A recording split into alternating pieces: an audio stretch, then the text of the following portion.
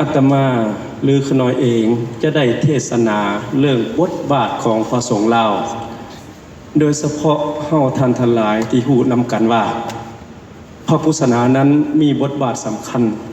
แก่สังคมลาวแต่อดีตถึงปัจจุบันแต่หลายคนถามว่าพระพุทธศาสนาเข้ามาถึงประเทศลาวแต่ยุคสมัยใดและเหิงปานใดมีหลักฐานปานใดดังนี้เป็นต้นดังนั้นเฮาท่านทั้งหลายจงน้อมจิตน้อมใจไว้ว่านับตั้งแต่องค์สมเด็จพระสัมมาสัมพุทธเจ้ายังมีพระชนอยู่นั้นตามคัมภีร์บุหานอุลังคะนิทานได้กล่าวไว้ว่าสมัยหนึ่งองค์สมเด็จพระสัมมาสัมพุทธเจ้าเสด็จพร้อมโดยพระอรหันตสาวกมาสู่ซุมภูทวีปหรือว่ามาสู่สุวรรณทวีปแห่งนี้โดยเฉพาะขึ้นอยู่วังเก่าเลี่ยวเก่าคดเก่างอและมาพักอยู่วัดดอนเนาหรือวัดเนินพระเนาปัจจุบันหลังจากพักแล้วองค์สมเด็จพระสัมมาสัมพุทธเจ้านั้นได้หันหน้ามาทิศตะวันใต้ทางทิศใต้และนั่งอยู่ระหว่างทางทิศตะวันออกเฉียงเหนือของพระธาตุหลวงโพธิ์พญานาคไสยเสถานาคและเผยแผ่และอธิษฐานจิตให้แก่พญานาคแล้วอ้อยหน้าไปทางลองตามลำแม่น้ำของและไปสันเพนอยู่พระบาทพลสันชื่อว่าพญาสุขหทินาคสังฆนาคสองตนนั้นได้ถวายโกฐหินเป็นโพนและขอทีละลึกและพระพุทธเจ้าได้เหยียบห้อยไว้ที่พระลานหินชื่อว่าพระบาทพลสันนั้นหลังจากนั้นองค์สมเด็จพระสัมมาสัมพุทธเจ้าของเฮาได้เคลื่อนย้ายไปทูลตามลำแม่น้ำของได้อธิษฐานจิตได้เทศนาแห่แก่พญาป่าพญานาคสองตัวเคลื่อนว่าพญาเวื่อนป่าและขอทีละลึกเหยียบห้อยไว้ที่กลางแม่น้ำของหลังจากนั้นองค์สมเด็จพระสัมมาสัมพุทธเจ้านั้นได้เสด็จพักเศร้าอยู่ก้องตนหั่งหรือว่าสวรรณเขตปัจจุบันนี้และได้ถ่ายสัมภาระต่างๆอยู่ประทัดโพนพร้อมด้วยอรันตสาวกกับสู่สุมพูทวีปอันนี้เป็นต้นครั้งที่หนึ่งและลงเลยมา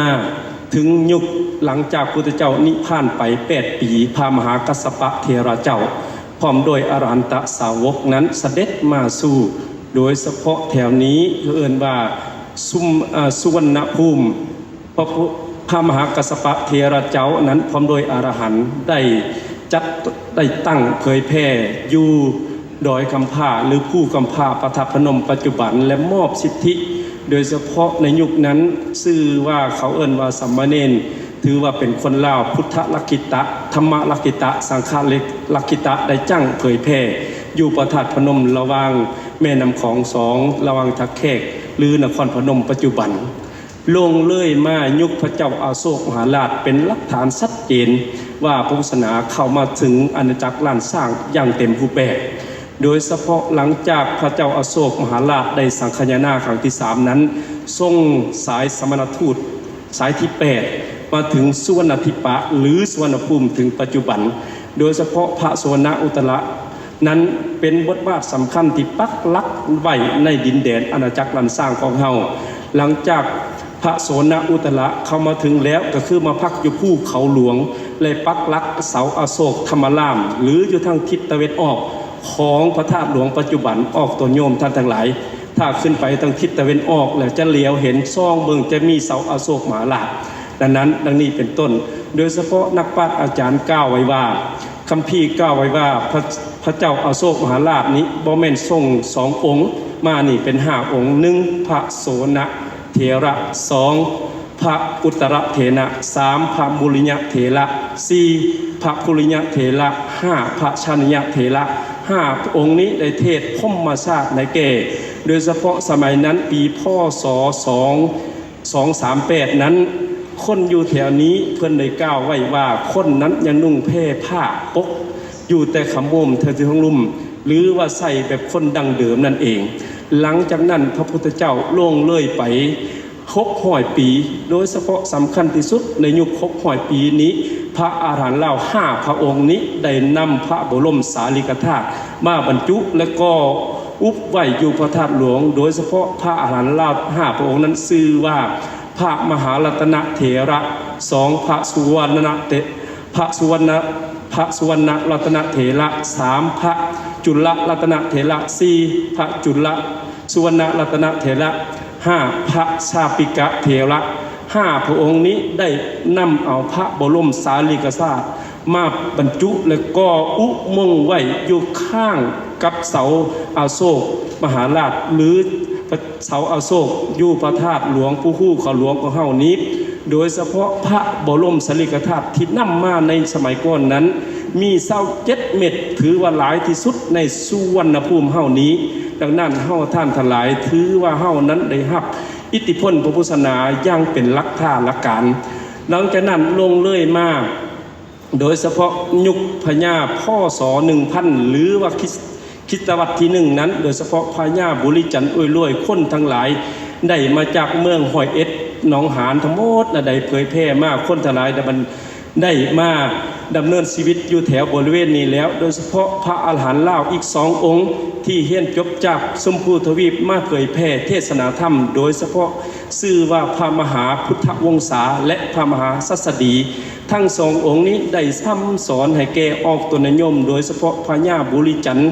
นั้นได้เฮียนหู้ศีลธรรมและพญาสุตติตมวงศาหรือว่าเขาเอิ้นว่าพญาสีโคตบองได้แต่งตั้งพญาบุตรจันทร์อวยรวยเป็นเจ้าเมืองบุริจันทร์สัตนคณาหุตโดยเฉพาะพญาบุริจันทร์ได้อุปถัมภ์เดี๋ยวปัจจุบันนี้พระธาตุพระหัสดีพระธาตุพระอรหันต์ลาวพระสัสดีหันอยู่หลังกระทรวงพลังงานของเฮานี้บ่อแห่ของเฮานี้และพระธาตุพระมหาพุทธวงศาอยู่ข้างโรงเรียนสภวิชานั้นดังนี้เป็นต้นดังนั้นเฮาท่านทั้งหลายได้เรียนรู้ว่าพระพุทธศาสนานั้นได้มีบทบาทสำคัญในแก่สังคมลาวตั้งแต่อดีตถึงปัจจุบันถึงยุคนั้นมาล่วงเลยมาถึงยุคพ.ศ. 1000แล้วหรือว่ายุคของเจ้าฟ้างุมมหาราชนั้นได้นำเอาพุทธศาสนาลังกาวงศ์หรือว่าเถรวาทได้นำเอาจากเขมรนั้นโดยเฉพาะมาเฉลิมฉลองอยู่หาดดอนจันทร์ปักหลักเมืองหนองจันทน์นี่เฮาท่านทั้งหลายบางคนว่าลักเมืองเวียงจันทน์อยู่ไสแต่แท้จริงลักของเวียงจันทน์แท้ๆเนี่ยเพิ่นเอาไม้จันทน์เฮ็ดอยู่ปักหลักอยู่กลางดอนจันทน์บางคนเข้าใจว่าอยู่วัดศรีเมืองบ่หรือวัดอื่นๆอันนี้ขึ้นกับนักปราชญ์อาจารย์ตีความแต่ตามนิทานอุลังคดีท่านได้กล่าวว่าพระเจ้าฟ้างุมขึ้นมาพร้อมด้วยนักปราชญ์พระมหาปัชมันนรศาสตร์นรสิงห์นรไลพร้อมด้วยพระไตรปิฎกอัฏฐกถาทั้งหมดเลยแปลทั้งหมดนั่นขึ้นมาและเฉลิมฉลองอยู่เมืองเวียงจันทน์ไปจัดตั้ง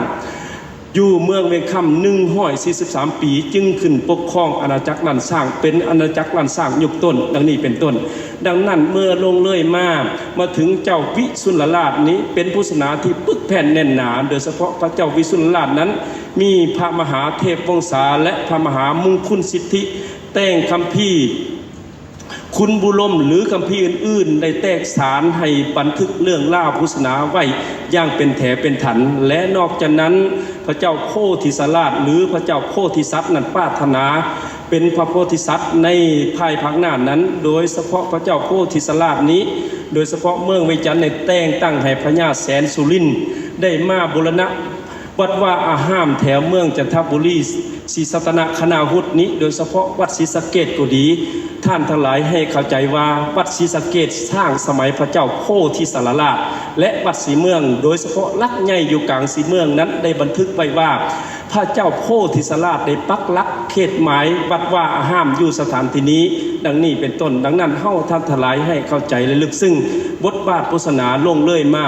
และต่อมาของยุคลูกชายเจ้าสยามเศรษฐาธิราชถือว่าพระเจ้าสยามเศรษฐาธิราชสืบสารปณิธานของพ่อและได้ย้ายนครหลวงอาณาจักรล้านสร้างมาสถาปนาเป็นอยู่ในนครหลวงเวียงจันทน์ของเฮานี้เป็นเมืองหลวงของอาณาจักรล้านสร้างโดยเฉพาะพระเจ้าสยามเศรษฐาธิราชนั้นมีบทบาทสำคัญและสร้างวัดหอบอยู่ห้อยกำแพงห้อยสร้างวัดเอาตนโยมวัดติดกันแต่วัดอินแปลงองค์ตื้อหรืออยู่แถวโรงแรมล้านสร้างกับวัดกลางดังนี้เป็นต้นหรือว่าหอคำแห่งชาติของเฮาคือมีวัดหลวงดังนี้เป็นต้นดังนั้นพระเจ้าสยามเศรษฐาธิราชนอกจากนั้นเพิ่นปรารถนาได้เขียนไว้ในพระพุทธว่าเป็นสัทธาธิกะเป็นพระโพธิสัตว์ใน ในสมัยภายภาคหน้านั่นเองดังนั้นเฮาท่านทลายที่ฮู้นำกันว่าพระเจ้าไสยเศรษฐาธิราชมีบทบาทสำคัญต่อคุณประการแก่สังคมลาวและลงเลยมาถึงเจ้าสุริยะวงศาอันนี้เป็นยุคที่หุ่งเฮืองเขาเอิ้นว่ายุคค่ำนักปราชญ์อาจารย์ทั้งหลายได้กล่าวไว้ว่ายุคนี้พระเจ้าสุริยะวงศาได้ตั้งมหาวิทยาลัยสงฆ์อยู่ระหว่างวัดเก่ายอดหรือวัดเก่ายอดต่อใส่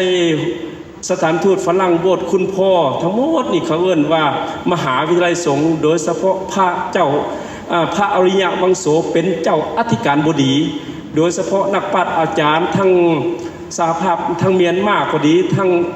อาณาจักรสยามก็ดีทั้งอื่นก็ดี10กว่าประเทศได้มาเฮียนหงและมาเฮียนฮู้ในสมัยพระเจ้าสุริยะวงศาและได้เกิดเพชรเม็ดงามโดยเฉพาะเขาเอิ้นว่ายาคู่ขี้หอมหรือว่าโจคู่จัวราชคู่หลวงก็เป็นคนสวรรณเขตอยู่บ้านดงกึมได้มาเฮียนแตกสารพระไตรปิฎกวัดพระยอดแก้วสมัยก่อนระหว่างวัดศรีสะเกษตลาดเสาโฮงเฮียนแพทย์ศาสตร์นี้เป็นบริเวณของพระองค์พระยอดแก้วในสมัยก่อนได้ศึกษาเห็นรู้ดังนั้นเฮาท่านทั้งหลายผู้ว่ายังคู่กี่หอมนี้มาเป็นจั่วแล้วได้แตกสารพระไตรปิฎกได้ฮอดหูพระเจ้าสุริยะวงศาได้ฮดเถรพิเศษฮดสงฆ์เป็นองค์เป็นโจองค์เดียวในประวัติในทางพุทธศาสนาของเราว่าจั่วราชคูตหลวงหลังจากนั้นแล้วจั่วราชคูตหลวงนี้ได้สถาปนาเป็นองค์พระยอดแก้วพ้นสมิกหรือยาคู่กี่หอมได้ผู้สำเร็จต่างหน้าราชการของเจ้าสุริยะวงศาดังนี้เป็นต้นนี่เนี่ยเฮาท่านทั้งหลายเฮาได้ฮู้ว่าคุณประโยชน์ในทางพุทธศาสนานั้นมีอย่างหลงหลายและล่วงเลยมาพระเจ้าอนุวงศ์ของเฮานี้ได้เฮ็ดวัดศรีสะเกษเป็นวัดหลวงหรือวัดของประจำสำนักของเจ้าอนุวงศ์ดังนี้เป็นต้นและลงเลยมาสมัยของฝรั่งปกครองนี้เฮาท่านทั้งหลายเกือบสูญเสียภาษาลาว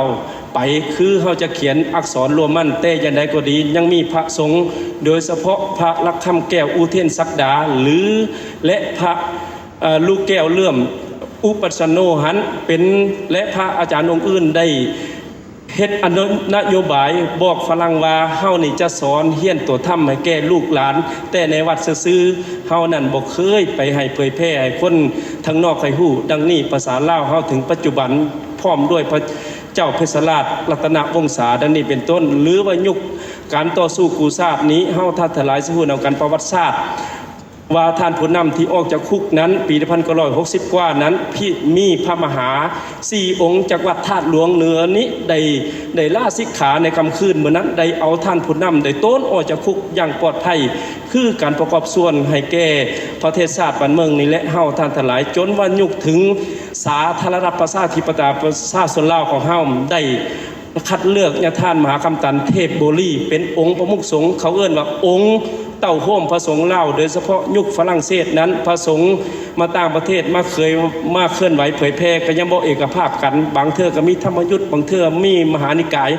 ดังนั้นจะว่าเมื่อปลดปล่อยแล้วเฮาได้เต้าโฮมเขาเอิ้นว่าคณะสงฆ์ลาวดังนี้เป็นต้น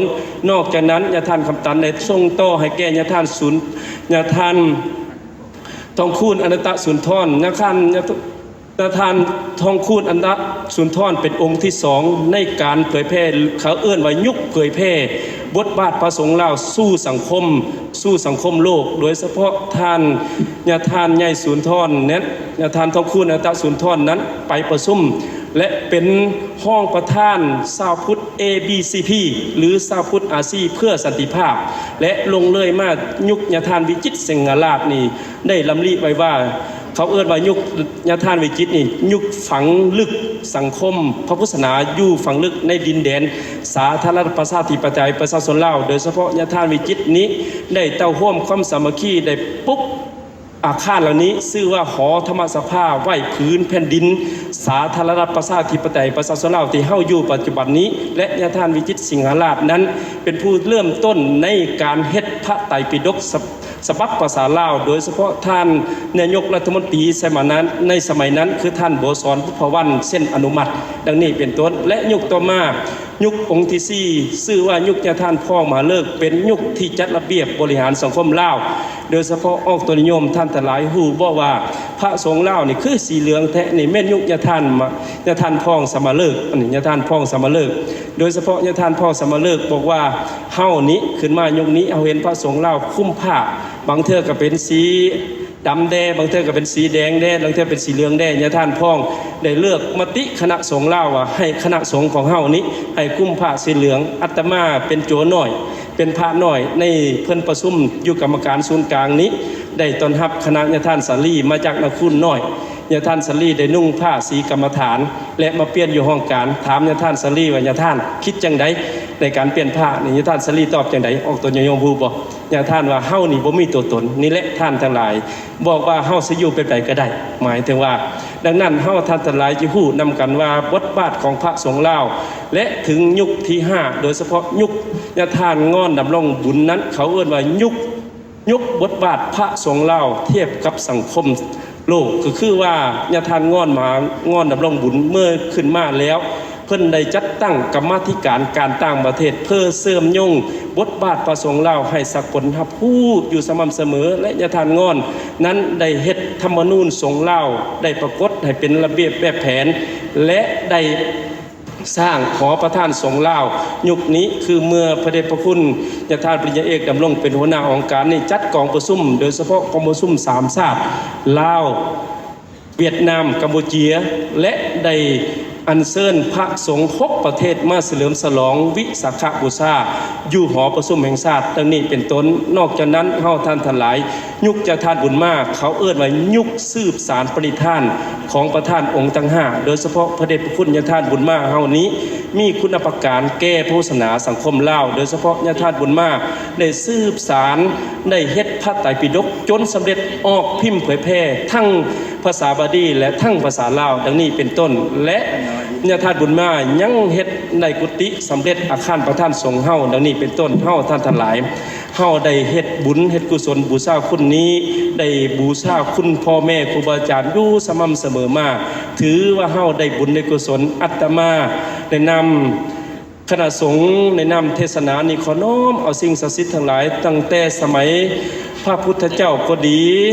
หรือว่าเจ้าต่างๆก็ดีที่บำเพ็ญบุญกุศลมาสม่ำเสมอแต่อดีตแต่ละจักรล้านสร้างก็ดีถึงปัจจุบันก็ดีจงเป็นเดชะเป็นพระเราใจคำสู้อยู่ทรงขอให้ออกตนญาติโยมทั้งหมดเจ้าภาพเจ้าศรัทธาทั้งหมดจงได้ดังคมมาดปรารถนาตลอดหอดพ่อแม่ครูบาอาจารย์ที่อยู่ทั้งหน้าทั้งหลังก็ดีจงเป็นโฮมโพมใส่แก่ลูกแก่หลานแก่บ้านแก่เมืองแก่พระพุทธศาสนาดังบาลีเขพบทที่ยกไว้ในเมืองต้นนั้นว่าจิลังทิฏฐตุพุทธศาสนังแปลเป็นภาษาลาวง่ายๆว่าขอให้พระพุทธศาสนามั่นคงตลอดไปนิทิตังก็เสด็จบรบวนสมควรเท่านี้ก็แล้วสาธุสาธุสาธุอนุโมทนา